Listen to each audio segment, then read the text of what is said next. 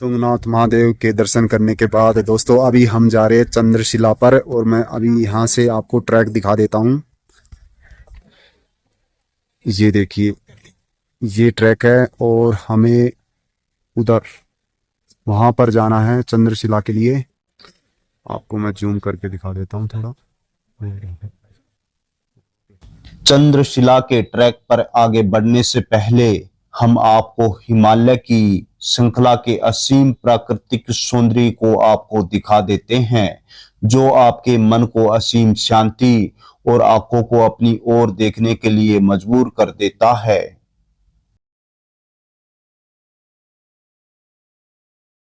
चंद्रशिला के इस ट्रैक की हालत ज्यादा अच्छी नहीं है और बारिश के मौसम में तो यह ट्रैक काफी मुश्किल हो जाता है।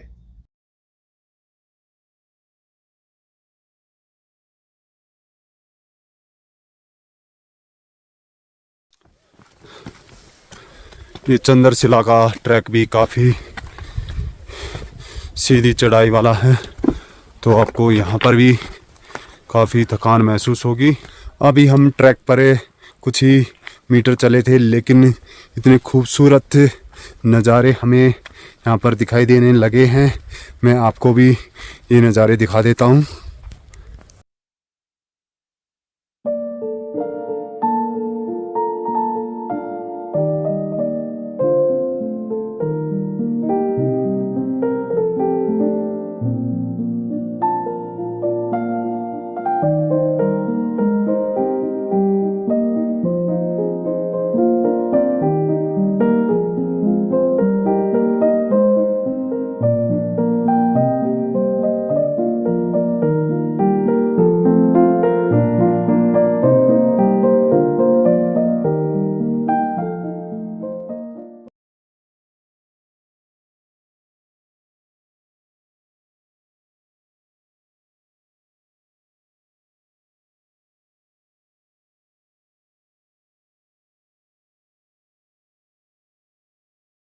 यहाँ पर आप देख सकते हैं ट्रैक गीला है और अभी बारिश का मौसम नहीं है।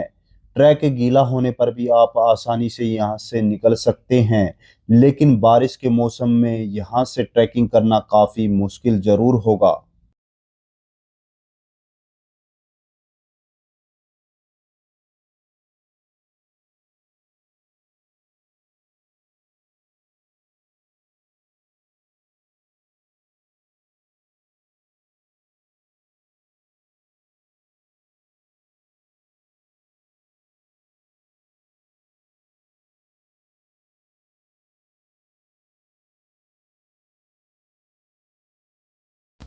हम इस पक्के ट्रैक से नहीं जाएंगे, हम इस शॉर्टकट रास्ते से आगे बढ़ेंगे। रास्ता छोटा जरूर है, लेकिन दोस्तों काफी थकाने वाला है। लेकिन इस रास्ते पर चलने पर हमें यहाँ की पावन मिट्टी का स्पर्श भी अपने पैरों पे मिल जाएगा और मिट्टी में चलने का मौका भी हमें मिल जाएगा। हमारे पैरों को शहरों और गांवों की पक्की सड़कों की आदत हो गई है, पर यहाँ पर कुछ देर मिट्टी पर चलने का हमें मौका मिल जाएगा।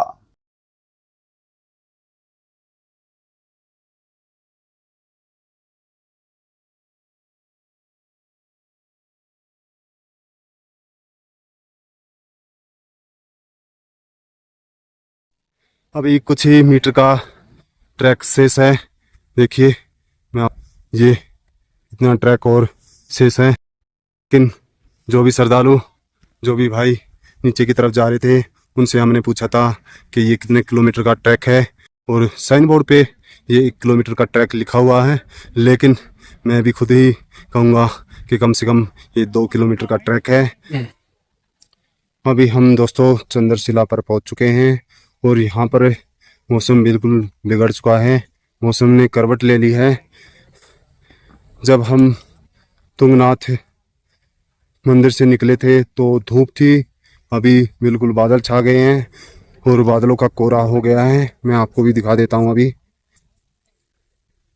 देखिए, आप देख सकते हैं चारों तरफ बादलों का कोहरा छा चुका है। मौसम बिल्कुल ख़राब हो चुका है। मौसम ने करवट ले ली है। और कुछ ही मीटर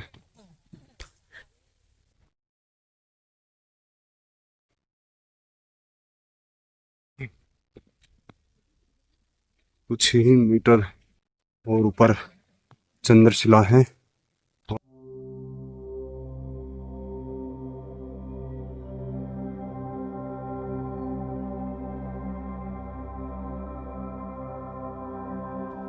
चंद्रशिला में यह एक छोटा सा मंदिर है, मगर यह मंदिर चंद्रदेव का मंदिर नहीं है। यह मंदिर गंगा माँ का मंदिर है और हमने इस मंदिर के भी दर्शन किए, मगर समझ में नहीं आया कि यहाँ गंगा माँ का मंदिर क्यों है।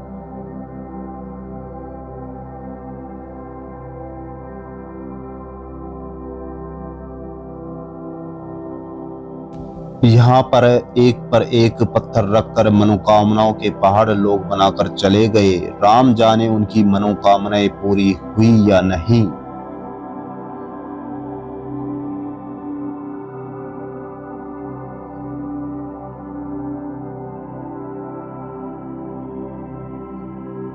चंद्रशिला समुद्र तल से लगभग 3700 मीटर की ऊंचाई पर स्थित है। एक मान्यता में कहा जाता है कि चंद्रदेव ने यहाँ पर राजा दक्ष, जो चंद्रदेव के ससुर भी हैं, के श्राप से मुक्ति पाने के लिए भगवान भोलेनाथ की तपस्या की थी और राजा दक्ष के श्राप से मुक्ति पाई थी। क्या पता हमारे पूर्वजों ने इस पर्वत का नाम चंद्रशिला इसलिए भी रखा हो क्योंकि यह पर्वत चंद्रमा के सबसे नजदीक है। चंद्रशिला से जुड़ी एक और मान्यता यह है कि इस स्थान पर भगवान राम ने राक्षस रावण का वध करने के बाद ब्रह्म हत्या के पाप से मुक्ति के लिए तपस्या की थी।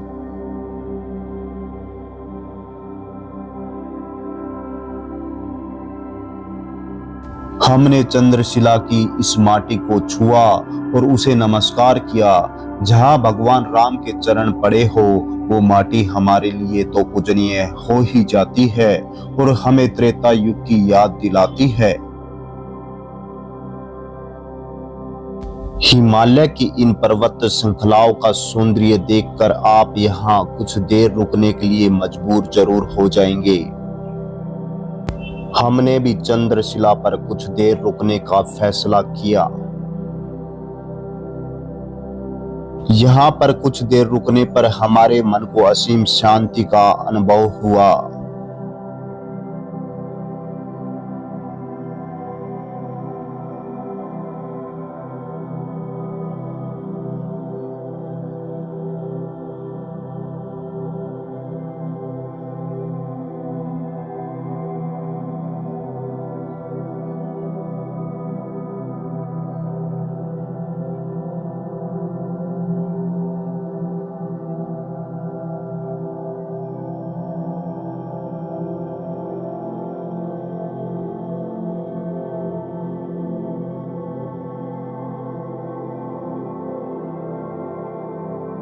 चंद्रशिला पर कुछ देर रुकने के बाद अब समय था वापस लौटने का, लेकिन मन तो कुछ देर और रुकने को कह रहा था। अब चंद्रशिला से बादलों की धुंध हट चुकी थी और चंद्रशिला से नंदा पर्वत, त्रिशूल पर्वत, केदार चोटी, बंदरपुछ और चौखंबा पर्वत सहित हिमालय पर्वत श्रृंखलाओं के दर्शन हो रहे थे। चंद्रशिला से हिमालय के जो दर्शन हुए उसे मन की यादों में समेटकर हम वापस चल दिए। चंद्रशिला पर काफी पर्यटक सूर्य उदय देखने के लिए आते हैं। इसके लिए आपको सुबह जल्दी ट्रैकिंग शुरू करनी पड़ती है।